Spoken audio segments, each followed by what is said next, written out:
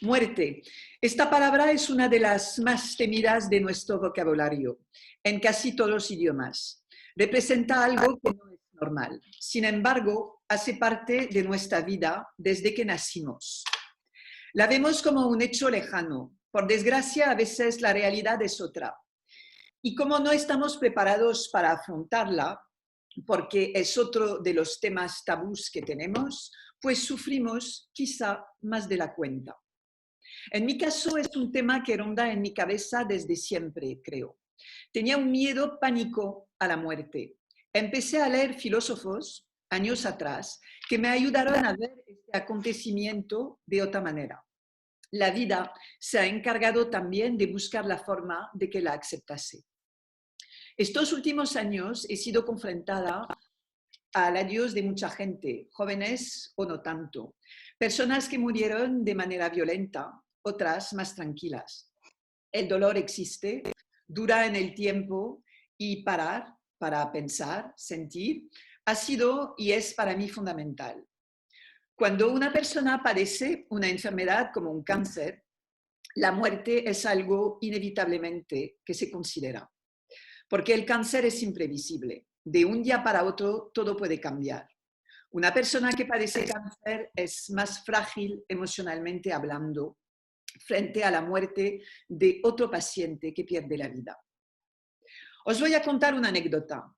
Recuerdo una conversación que tuve con Michael Robinson hace más de un año, justo antes de participar yo en el programa de la SER La Ventana.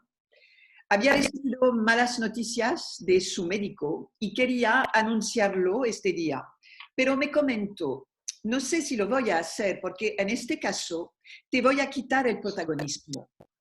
El gentleman, como siempre.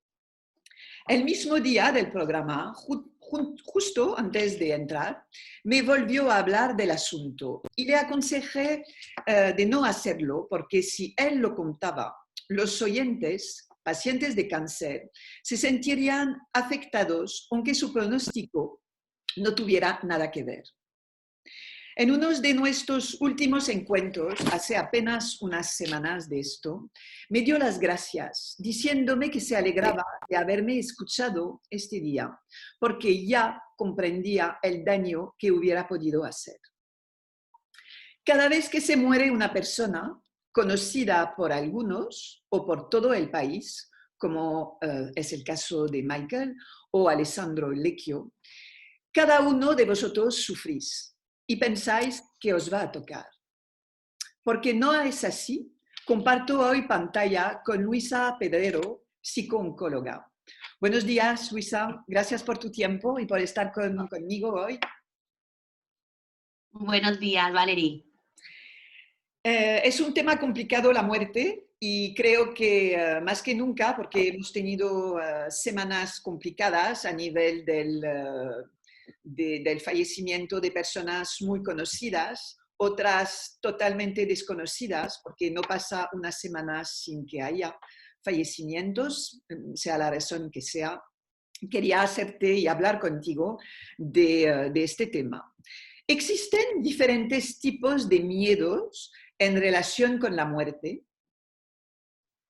Sí, sí existen diferentes. Yo creo que aquí primero tendríamos que tener muy en claro, ¿no?, que el miedo a la muerte se puede deber a dos factores, ¿vale? Muchas veces la ansiedad, tener mucha ansiedad, genera múltiples tipos de miedo. De hecho, si tienes pensamientos recurrentes, esto te va a llevar inevitablemente a que tengas miedo. Por ejemplo, un ataque de pánico. Una persona que sufre un ataque de pánico, inevitablemente en ese momento siente que se va a morir. ¿Por qué? Porque tiene palpitación, tiene sudoraciones, tiene esto. Entonces, eso es por un lado, ¿no? Cuando tenemos mucha ansiedad, esta sintomatología nos puede llevar a este miedo. Otro, ya no sé si habéis escuchado la palabra tanatofobia. Tanatofobia es precisamente este miedo a la muerte. Es curioso porque solamente el 2% de la población puede sufrirlo y curioso que este 2% es la gran mayoría mujeres. ¿Qué es este miedo? ¿No? Este miedo es precisamente a dejar de existir, lo que significa la muerte. Y aquí cada persona lo va a vivir de manera diferente y aquí influyen muchísimos factores, Valerie. Influye la parte de la cultura, de dónde vienes, si te han hablado de pequeño de la muerte, si se ha normalizado. Una de las cosas, ¿no?, que siempre hago mucho hincapié, ¿no?, que es muy curioso, que solamente por el simple hecho de nacer, lo único seguro que tenemos es que tarde o temprano vamos a morir.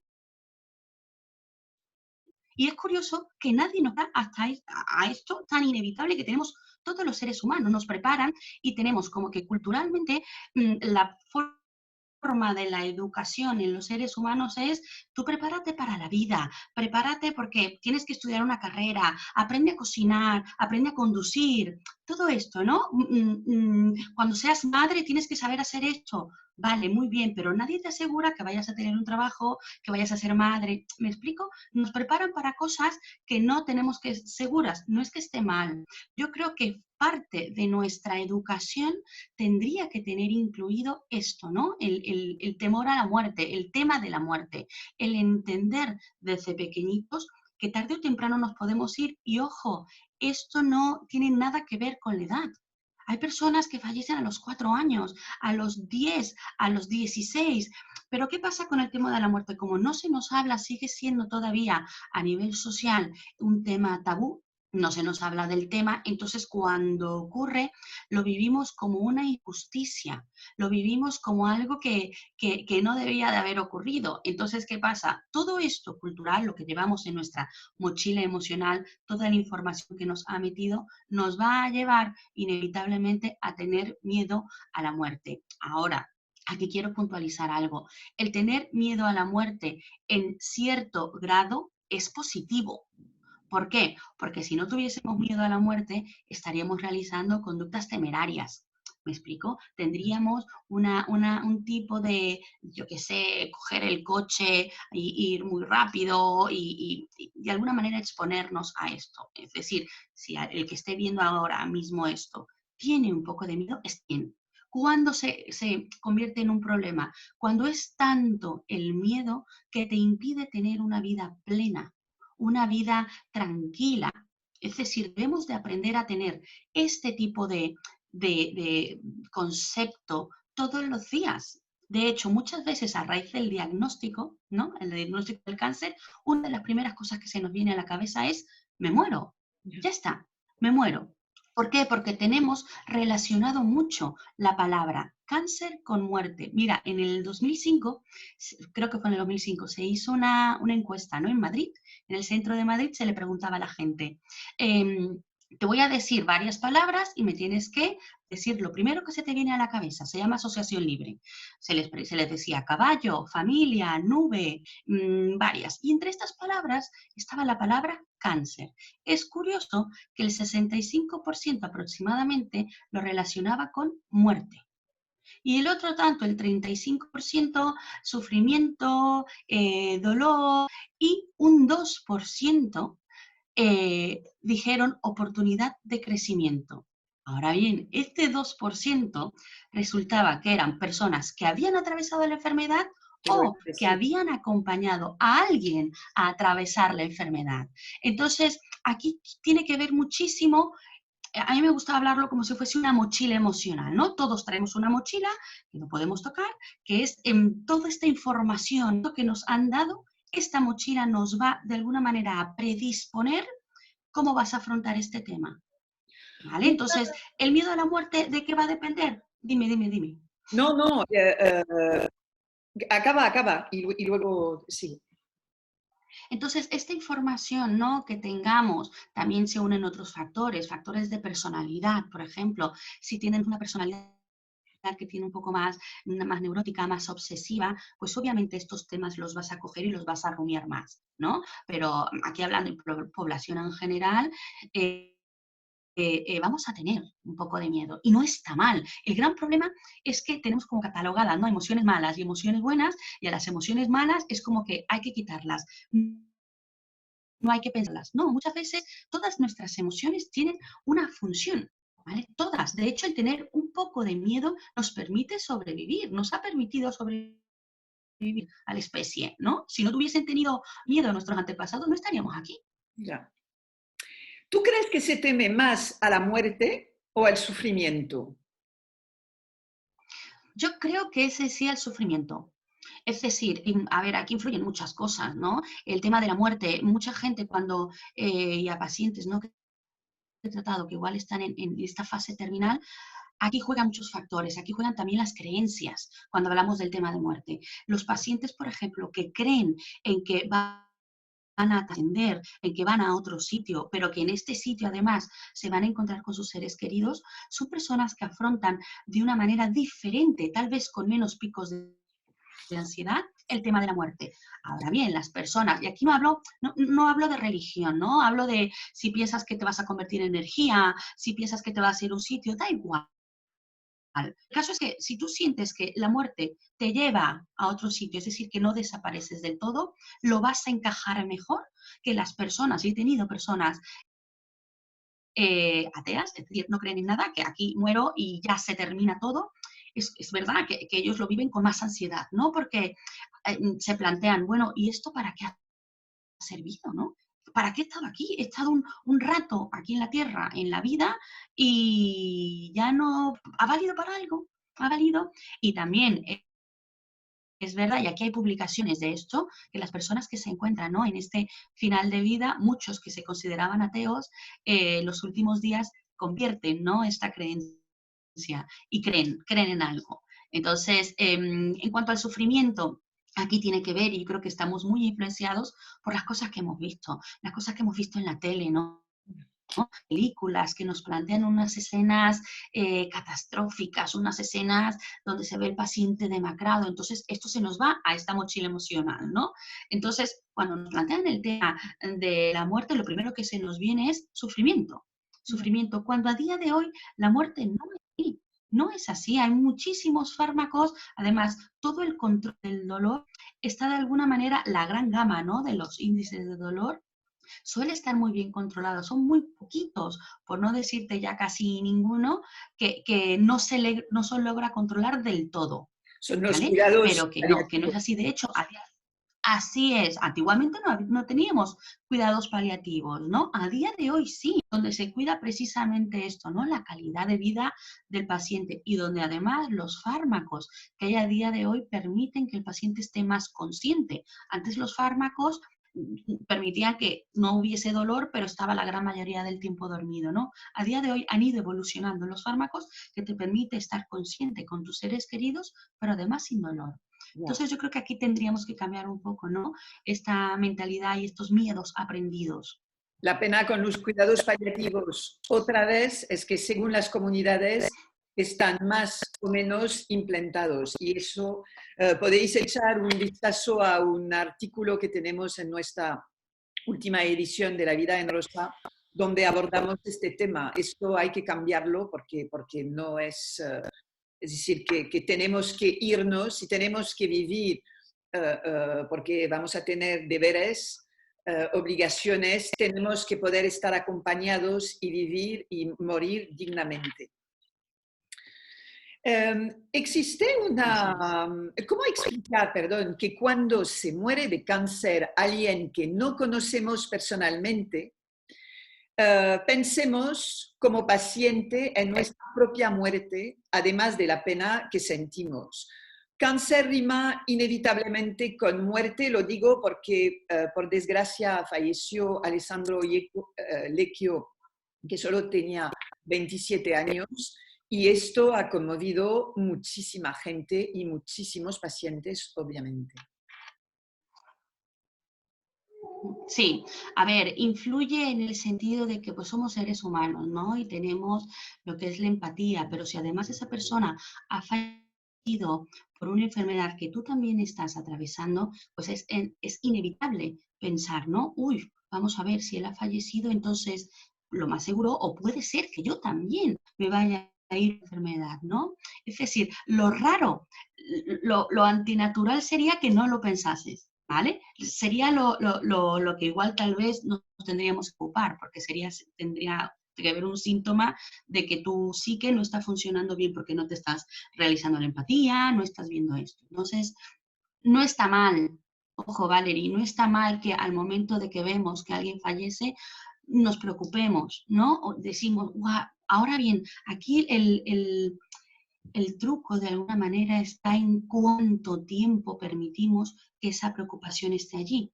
¿Vale? Si yo estoy a raíz de que veo en las noticias que ha fallecido tal persona y todo el día, permito estar todo el día dándole vueltas a esto, esto es lo que me va a hacer que yo lo lleve mal, porque me va a disparar síntomas ansiosos, me va a llevar a la rumiación. Entonces, el hecho de que lo veamos y nos preocupemos y nos duela, esto es parte de ser seres humanos. No está mal. El gran problema es que, como te digo, tenemos muy estigmatizadas estas emociones. No queremos sufrir, no queremos que nada nos afecte. Entonces nos estamos pidiendo algo totalmente antinatural, porque precisamente cuando nos afectan las cosas es lo único que nos puede llevar a un cambio.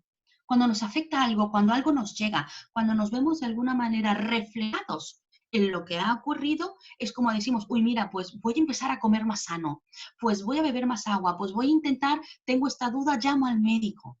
¿Me explico? Es decir, una emoción bien llevada nos lleva a la acción. Una emoción mal llevada nos paraliza, ¿vale? Entonces el hecho de que nos veamos, que nos preocupemos, no está mal. La cosa es qué tanto estamos y qué tanto alimentamos este miedo que llega a hacerse tan grande que nos va a paralizar, ¿no? De alguna manera. Mis pensamientos a su madre porque ni puedo imaginar lo que debe sentir. Existe una manera de evitar caer en el pánico. Me acuerdo siempre del fallecimiento de Bimba Bosé. Su desaparición fue trágica y no solo porque también era una mujer joven, sino que de repente todas nuestras lectoras pensaron que ya todo se había acabado para ellas también. Volvemos a lo mismo, pero lo de Bimba Bosé fue como si explotase una bomba. Había un miedo, una angustia porque era cáncer de mama, mujer joven. Es que siempre creo que pensamos además que por ser una persona conocida quizás nos van a tratar mejor. Pero eso no tiene nada que ver porque tú tienes un cuerpo y aguantas o no aguantas y tienes tu diagnóstico que nunca será el mismo que otra persona. ¿Cómo evitar esta bola de fuego que no para de crecer? Mira, lo de Bimba Bosé es curioso porque yo creo que influyó mucho, ¿no?, la repercusión emocional que tuvo en los pacientes por el estilo de afrontamiento que tuvo ella. ¿Cuál fue su estilo de afrontamiento? Normalizar la enfermedad, ¿no? Ella salió, además recuerdo que estaba en varios pasarelas y todo esto, iba sin pelo, nunca quiso ocultar que llevaba esto. Entonces ella se convirtió de alguna manera como en una representante de todas las mujeres jóvenes que atravesaban la enfermedad, pero que además lo hacía público. Porque ten en cuenta una cosa, Valeria, hace muchos años, cuando un famoso, yo recuerdo haber visto alguno, que atravesaba la enfermedad, se apartaba de los medios una temporada, no hablaba de esto, se ocultaba. Y ya después regresaba y no se tocaba el tema. En cambio, ella no.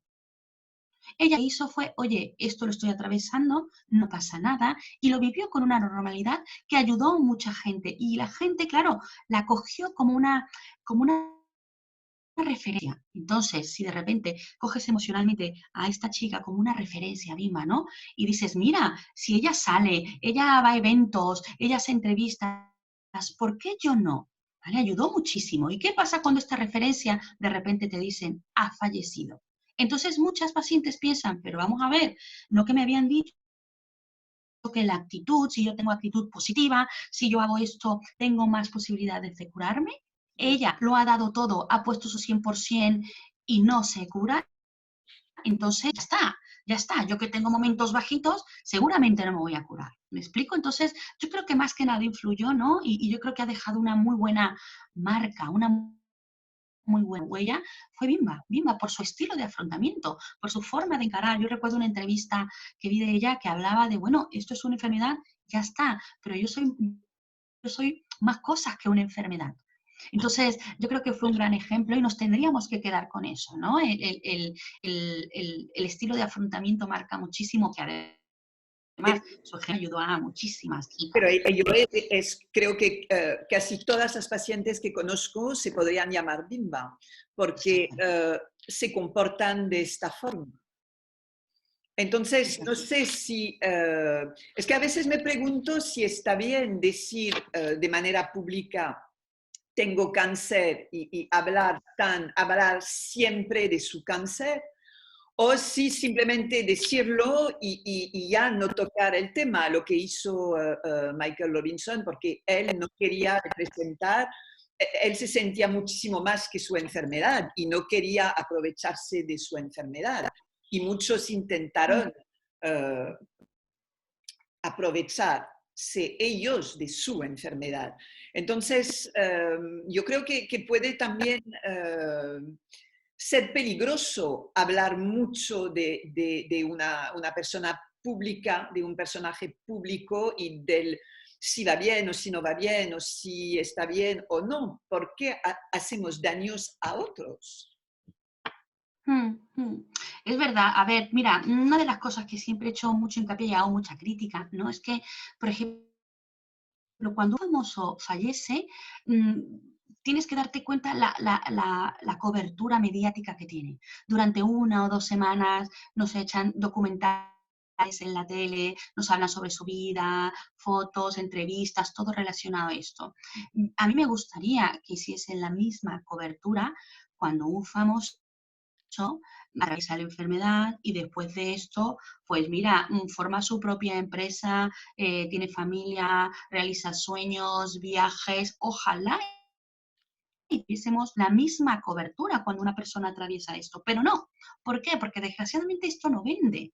Esto no vende. ¿Por qué? Porque estamos acostumbrados al morbo. Una de las cosas, y que tenemos como pacientes, tenemos que tener en cuenta que la televisión nos puede ayudar, pero también nos influye mucho negativamente, porque el tema cáncer, el tema muerte sigue siendo tabú, sigue siendo también referencia de venta de revistas, de visualizaciones, porque por el morbo, desgraciadamente. Entonces, si realmente cambiase un poco, ¿no?, el enfoque que los medios hacen con respecto a la enfermedad, otra historia sería, porque si de repente nos bombardean y nos dicen tal paciente o tal famoso, pues mira, atravesó hace 2, 3, 4 años la enfermedad y mira lo que está haciendo ahora. Y mira, yo creo que nos cambiaría un poco hablar sobre el cáncer. De alguna manera podríamos hablar de las dos cosas. Y aquí, ojo, no estoy diciendo que se oculten los fallecimientos, no. Pero lo justo sería que se hablasen de todo. Sería algo más equilibrado. Ya. Que se hable, ¿no?, de los que se van, se les haga obviamente sus documentales y sus especiales, pero también que nos inundaran con la realidad, que es que mucha gente sale. Sí, sí, sí, sí, sin duda, afortunadamente. Puede ser útil en este momento de sufrimiento escribir, describir nuestros temores en un cuaderno, en papel, en donde sea, para sacar y para no guardar toda esta pena, este dolor en nosotros. Sí, sí, de hecho hay algo que se llama la escritura terapéutica, ¿no? Aquí la escritura no solamente se trata de escribir, porque luego muchas veces nos ponemos a escribir. Tengo pacientes que tienen diarios negros. Te explico qué es esto. Diarios negros es que de repente tienen un mal día, cogen su libreta y empiezan, hay que ver, y me ha pasado esto, y lo cierran. Y al otro día, pues hoy me he enfadado con mi marido y empiezo. Entonces, ¿qué pasa? De repente, pasado 2, 3 meses, cogen el diario y dicen, a ver, y se ponen a ojear. ¿Qué pasa? Esto vuelve para adentro. Entonces, cuando tenemos la escritura terapéutica funciona porque de alguna manera hacemos tangible lo intangible, lo que no podemos tocar, lo que sabemos que está ahí dentro, pero que no tiene materia, no tiene forma, pero que sí que afecta mucho. Entonces, cuando nos desahogamos, yo siempre recomiendo, después de que te hayas desahogado, porque es una manera de canalizar todo este cúmulo, pero ya después lo doblas y lo quemas. No lo guardes, Ya. lo quemas porque es una manera simbólica de, ahí se va esto, ya no está dentro de mí. Ahora bien, también si nos acostumbramos a escribir nuestras preocupaciones, también nos deberíamos de acostumbrar a escribir lo bueno, ¿no? Nuestros agradecimientos, los momentos. Así es. Entonces, es esta balanza, ¿no? Esta balanza de, muy bien, aprendo a trabajar esto, pero también voy a potenciar lo otro. No se trata de ocultar uno y el otro hacerlo más visible. No. Yo creo que aquí la salud mental y emocional consiste en tener todo en equilibrio. Ya. Sí. Aceptar que tengo pensamientos duros, emociones duras, pero si aprendo a gestionarlas, aprendo a saber cuál es la función de cada una, empiezo a utilizarlas como aliadas y no como enemigas. Entonces, la escritura terapéutica nos ayuda, por supuesto, pero hay que saber cómo hacerlo, porque si no nos quedamos enganchados ahí y empezamos a tener, como digo, negro de las emociones. Entonces, si tenemos un diario en el cual escribimos, hoy estoy agradecida porque he hecho esto, vaya día hecho hoy, fenomenal. Y si de repente hojear este diario días después, fenomenal también. Ya. Sí, a mí me da miedo el único diario de color negro donde solamente sacas lo malo, porque en un día malo siempre hay algo bueno. Lo primero es que estamos aquí para poder escribir. Y eso ya es agradecer cada Así. día en el que estamos aquí pudiendo respirar y sonreír. Entiendo que nuestros miedos hay que afrontarlos. Es útil también hablar a terceros, mejor terceros que no tengan nada que ver con nosotros o mejor amigos que siempre nos van a encontrar excusas en todo lo que nos pasa.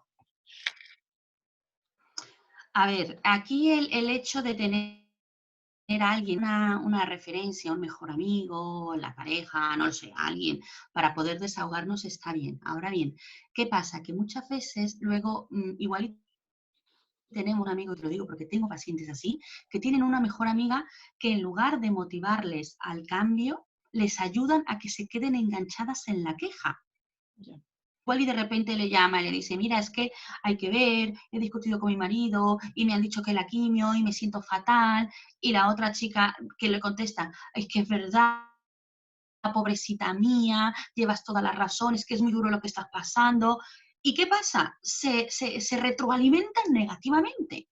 Entonces, si tenemos este tipo de amistades, no es que la otra persona te quiera mal, no es eso, sino desgraciadamente muchas veces no sabemos acompañar, no sabemos cómo ayudar emocionalmente. Y una de las mejores formas es validar lo que la otra persona te está contando, es decir, oye, tienes todo el derecho a estar enfadado o estar triste. Ahora bien, ¿qué puedes hacer para que esa tristeza no se quede anclada todavía? O estás enfadada, llevas toda la razón. Ahora bien, ¿qué podemos hacer con ese enfado?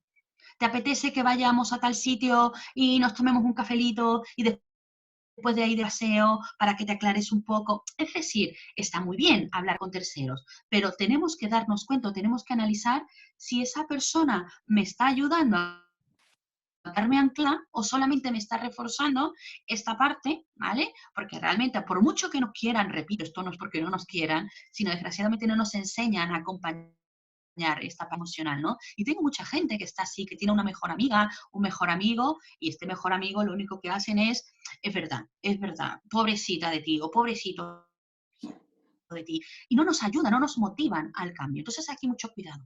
¿Se puede aprender a bien acompañar? Sí, por Sí. supuesto que sí.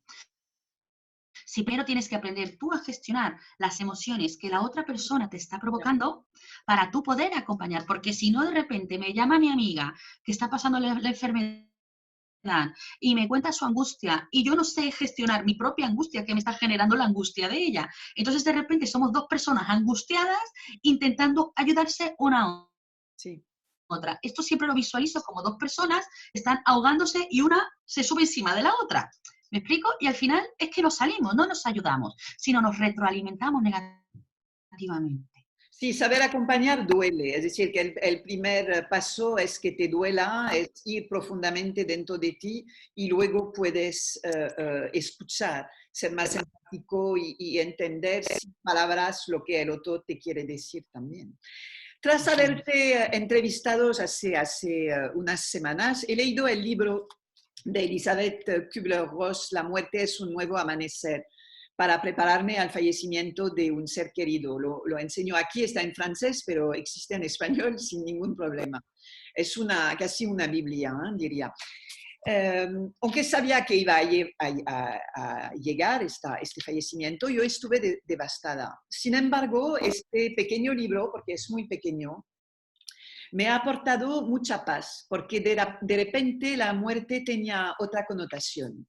¿Por qué se nos presenta esta etapa de la vida de esta manera tan trágica? Lo hablamos en un principio, pero ¿por qué no nos, sin entrar en consideraciones religiosas, por qué no se nos permite irnos y otra vez acompañar a la persona que queremos en paz?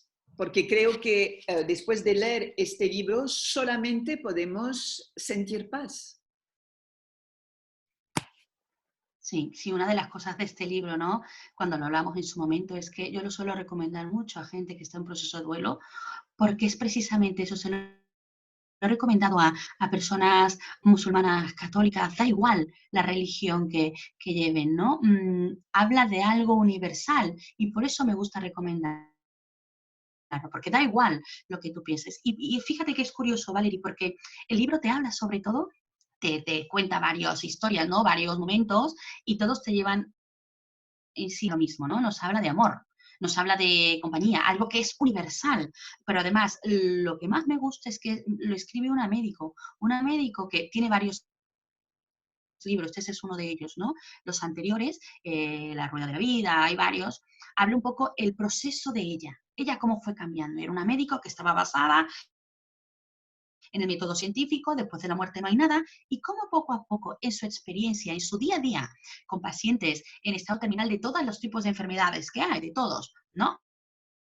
Se fue dando cuenta de esto y además lo iba de alguna manera comprobando bajo su método científico. Es decir, ¿cómo es posible que esta persona haya, que no quiero hablar mucho del libro, no vaya a ser que no, bueno, pero que sí que vale la pena. Yo lo suelo recomendar mucho en duelo, porque nos cambia un poco, ¿no? Las creencias o lo que hemos escuchado, pero además le da la validez que lo escribe un médico, para mí una de mis ídolos, por decirlo así, porque fue una pionera en su campo, que iba en contra, de hecho, cuando ella escribía el libro, cuando ella estaba en hospitales, la tachaban de loca. Fíjate, y a día de hoy, gracias a ella, se instalaron todo lo que son los cuidados paliativos en Estados Unidos. Ella es una de las precursoras. Entonces, me encanta, es un libro que además que recomendamos ampliamente y es un libro, fíjate, yo tengo la costumbre de cada vez que leo un libro, lo firmo por detrás, pongo la fecha, el que lo he leído, y el otro día mirándolo, lo he leído 15 veces, Valerie. Y es curioso cómo cada vez que lo lees encuentras cosas diferentes. Entonces, te lo digo por si más adelante le echas una ojeada más y te vas a dar cuenta que dices, uy, mira esto. ¿Por qué? Porque lo que dice en el libro, ¿no? Nuestra psique va a captar lo que en ese momento nos ayuda, hace falta, lo que en ese momento estamos preparados para asimilar. Pero ese libro lo recomiendo muchísimo, ¿no? Por eso fue que te lo comenté en aquel momento. Lo compré, lo recibí porque no podía salir y lo dejé, no lo pude tocar hasta que tuve que tocarlo porque dije ya es el momento y sentí esta necesidad. Pero yo creo que se debería leer hasta en el colegio porque nos impedimos contar a los niños lo de decir cuando hay un ausente se ha ido de viaje. No se ha ido de viaje, porque si decimos se ha ido de viaje, cada vez que alguien de la familia se va a ir de viaje, el niño va a pensar que nunca va a volver. Entonces, hay palabras, hay hechos, hay circunstancias en las que hay que explicar. Claro, mira, esto tiene que ver mucho, te repito, con la parte cultural. Cultural. Mira, yo soy de México, ¿vale? Yo nací en México y yo recuerdo que el tema de la muerte, bueno, tú sabes que en México el tema de la muerte, pues es como se habla ampliamente, ¿no? Y sí que noto mucho el choque, ¿no? Porque allí yo recuerdo cuando alguien mayor fallecía, a los niños los llevaban. Y yo recuerdo haber visto y ver a mi familia pues llorar, estar triste pero a mí no me agobiaba porque me explicaban, mira, ha fallecido, y yo preguntaba, entonces de alguna manera, desde pequeñita he aprendido a ver la muerte como algo natural, Ya. ¿no? De hecho, mira, no recuerdo el nombre, en África hay como una tribu que tiene una manera de enfocar la muerte que para mí me parece bellísima, que supuestamente nosotros somos la sociedad civilizada avanzada, pero a mí en este aspecto ellos son los civilizados. Allí cuando alguien va a fallecer, hay como una casa, una cabaña, por decirlo así, que se encuentra en el centro de la plaza del pueblito, de la tribu, ¿vale? Que son todas casas de paja y palos y eso. Cuando va a fallecer, la colocan allí, en esa casa, y van todos los del pueblo, todos de alguna manera, poco a poquito, y le van dando las gracias, le van acompañando de sus seres queridos, le van diciendo, pues mira, gracias por enseñarme a arar. Pues gracias porque gracias a ti mi techo no se cae. ¿Me explico? Para mí me parece una de las despedidas que deberíamos de tener todos. Ya. Porque una persona cuando está en el proceso de muerte, en el proceso de terminalidad, necesitamos saber si nuestra vida ha valido la pena. Ya. Y desgraciadamente, con la forma en cómo enfocamos aquí la muerte, no nos permiten esto. No nos permiten que la sociedad, que la gente nos inunde de esto, ¿no? Es un error no dejar pasar a los amigos muy cercanos, que son como casi de la familia, para despedirnos de la persona cuando su vida se está apagando, porque, no, no queremos que lo vieras desmejorado, o no, y eso pasa a menudo. Para mí personalmente me parece un error grave porque nos impedimos sentir. Y yo creo que una caricia en la mano, apretar la mano, va a ser tan importante para la persona que se despide como para la persona que va a fallecer. ¿Por qué hay esta tendencia no sé si es proteger o no dejar que los demás se despidan? Es como, es mío, ya en el último momento tiene que ser mío. Te lo digo porque ha pasado hace poco a un amigo mío y me ha chocado mucho esto. Sí, yo creo que aquí, fíjate, de alguna manera la familia sigue tomando decisiones. Cuando, y es una de las cosas que pasa cuando un paciente entra, ¿no?, en este último tramo, de repente se les quita toda la capacidad de decisión, pero no porque psíquicamente no puedan, sino que de alguna manera la familia toma el control. Y esto no nos damos cuenta y hace mucho daño, porque aquí a quien se le debe de preguntar es al paciente. Se le tiene que preguntar, oye, ¿te apetece que entre Natalia que quiere verte? Si el paciente dice que no, pues obviamente no, ¿vale? El familiar le puede gustar más o menos Natalia, pero ellos no son los que deciden. Es lo que te digo, tenemos patrones culturales que hemos venido repitiendo de generación en generación. Entonces, lo repetimos nosotros. ¿Por qué? Porque es lo que hemos visto que han hecho y no nos hemos detenido a pensar, ¿esto está bien? Entonces, una de las cosas que cuida mucho todo lo que es los cuidados paliativos es precisamente esto, ¿no? Darle voz al paciente que muchas veces por la situación, por la rutina que llevamos, se les quita, ¿no? Cuando ellos son los que tienen que decidir si quiere que le visite tal u otra persona, ¿no? Ya, pero al final es que consideramos a nuestro ser querido como ya muerto y tenemos esta tendencia cuando está con vida, físicamente no en una cama, sino en la vida, sabiendo que tiene Sí, un diagnóstico no bueno, que se va a morir, y tenemos tendencia a mirarlo como pobrecito, de todos modos te vas a morir. Y esto enfada a muchos pacientes con razón, porque estos pacientes son personas con vida hasta eh, el último momento. Y yo creo que cuando hacemos este error, la persona estando con vida, la vamos a hacer cuando está en su último momento, ¿no? sí, sí, sí. Y es verdad, ¿no? Y además yo he tenido casos que, por ejemplo, la familia que no se hablaba y que se llevaban fatal desde hacía 20 años, de repente se enteran que el abuelo está falleciendo y ahí los ves a todos, ¿no? Esperando fuera de la habitación para poder pasar. Entonces, aquí muchas veces, ¿no? La familia del abuelo me dice, mira, es que ¿cómo se atreven a venir? Claro, ellos lo que quieren tener es la conciencia limpia, pero, a ver, yo aquí siempre reflejo, ¿no? Que si el paciente está consciente, es el que decide. Ahora bien, si estamos hablando de un paciente, de una persona que no está consciente, eh, no se nos tiene que olvidar una cosa, aunque no le veamos consciente, el oído Ya, es el último sentido que se pierde. Entonces, si ha tenido una mala relación con la familia o no se hablaban desde hacía mucho tiempo y de repente ese familiar le permitimos entrar, se va a agobiar porque lo va a escuchar y tiene asuntos no resueltos con esta persona.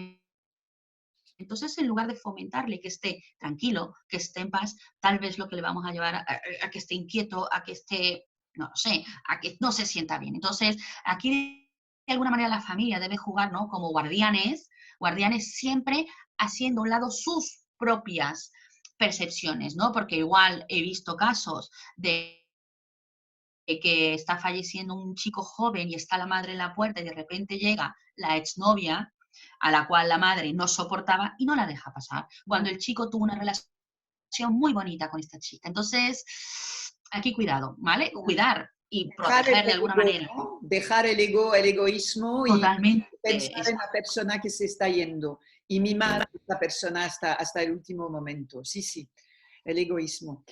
¿Por qué hay personas obsesionadas con la muerte y otras no? ¿Tiene algo que ver con experiencias vividas por antepasados o por otras personas más cercanas en nuestra familia? ¿Eso tiene un papel esto? Sí, sí, es un papel además crucial. Las personas que han vivido fallecimientos a una edad, yo que sé, muy jóvenes y no se les ha ayudado a encajar esta información, imagínate, estos son como heridas emocionales que traemos, que son ocultas, que nadie ve, pero que si no han sanado bien, ¿vale? Estas heridas, tal cual una herida física, si esta herida no sana bien, se infecta. Entonces, de repente tenemos una herida infectada emocionalmente, otra herida infectada, otra infectada. Entonces, ¿qué ocurre? Esta persona va a afrontar todos los temas relacionados con la muerte con muchísima intensidad.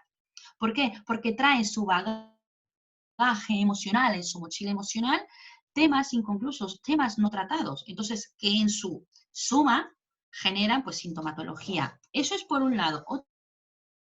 Otra cosa también que influye mucho es lo que te decía, ¿no? El tema de personalidad. Hay personas que suelen tener esta tendencia obsesiva, entonces no solamente es el tema de la muerte, son otros temas, el dinero, la contaminación. Entonces, son muchos factores. Cada persona es un mundo. Entonces, cada persona trae su bagaje, su mochila, la información que ha obtenido de su clan, de su familia, y esto nos va a marcar. Esto nos va a marcar. Mientras más se haya normalizado el tema de la muerte, mejor. Ahora aquí quiero hacer un inciso, Valerie, que muchos pacientes me lo comentan.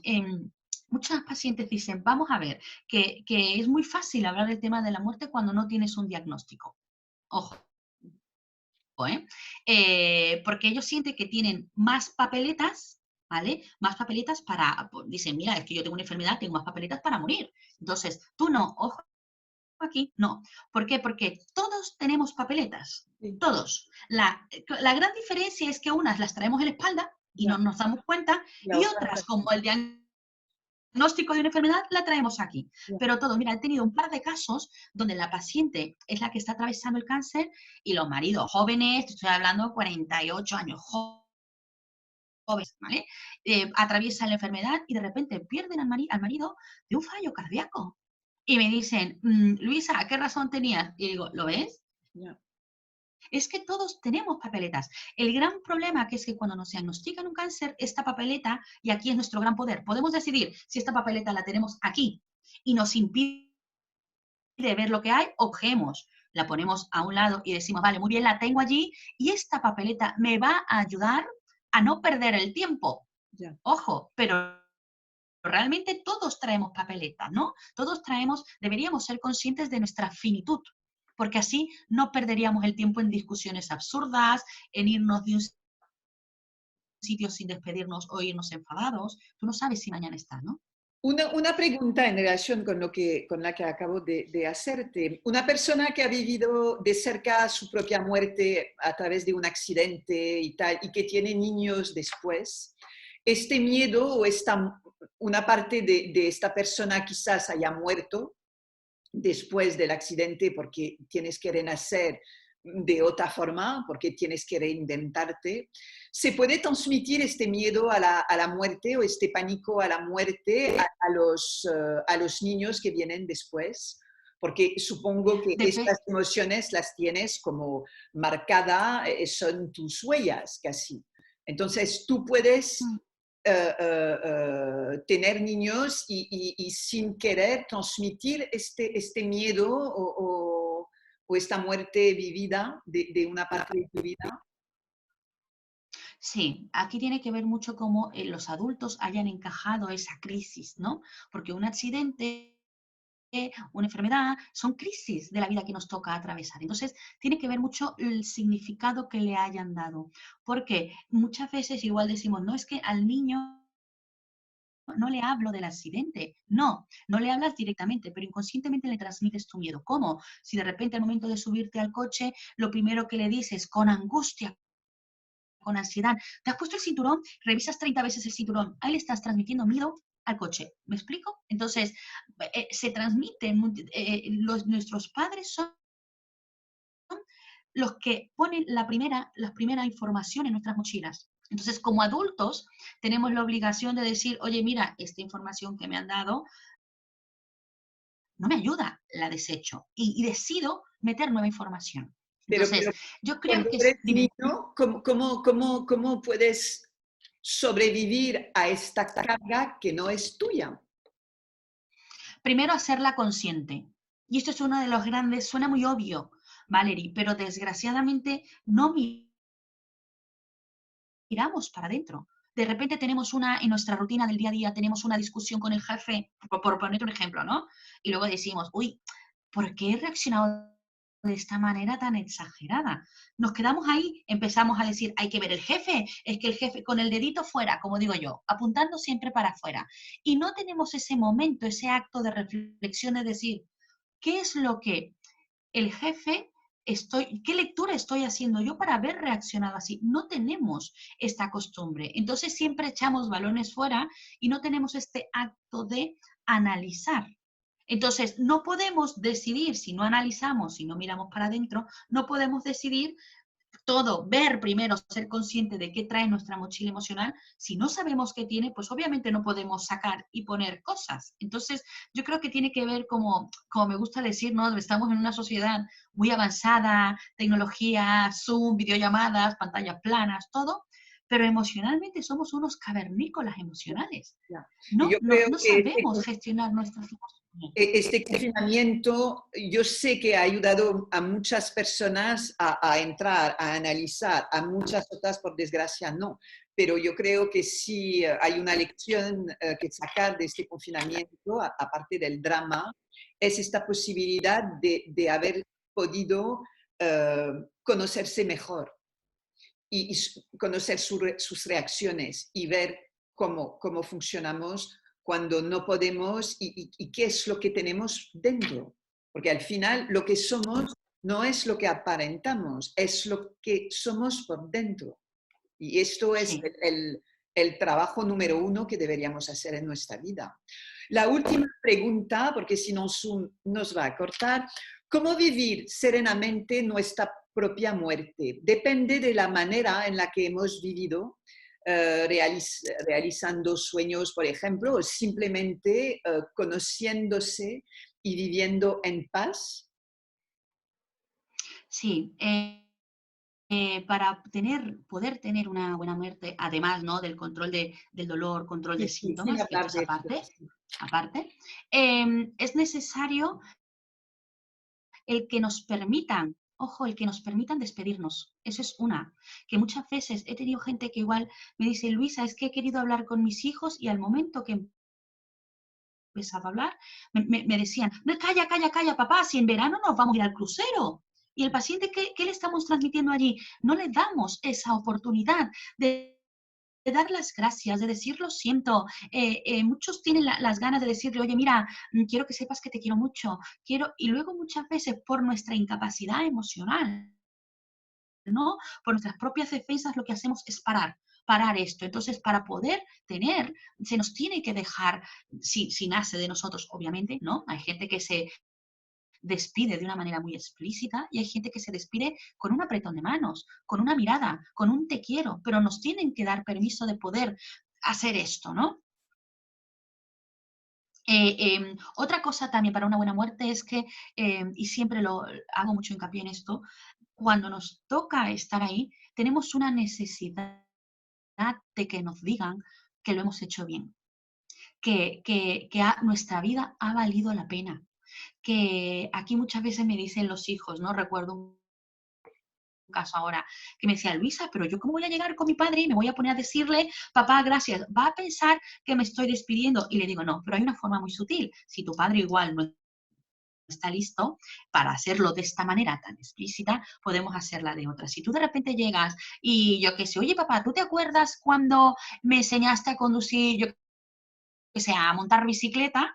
Hay que ver, papá, ¿eh? ¿Cómo nos lo pasamos? De verdad que eres un crack. Gracias por enseñarme. Que es que mamá no tenía paciencia. ¿Me explico? Es decir, hay muchas maneras de dar las gracias. No de una manera explícita, como digo yo, como hemos visto en las pelis, que hay unas escenas preciosas, pero que en la realidad no sucede así. Tenemos que encontrar nuestra manera, porque esa es la mejor manera de ayudarles a ellos a irse, dándoles las gracias, haciéndoles ver que les vamos a recordar con cariño, con amor, que les vamos, que su vida, repito, ha valido la pena, que se les perdona por todo lo que igual no han hecho del todo bien, porque todos tenemos motivos para pedir perdón, todos, Y los ¿vale? otros Entonces, si vemos que ellos...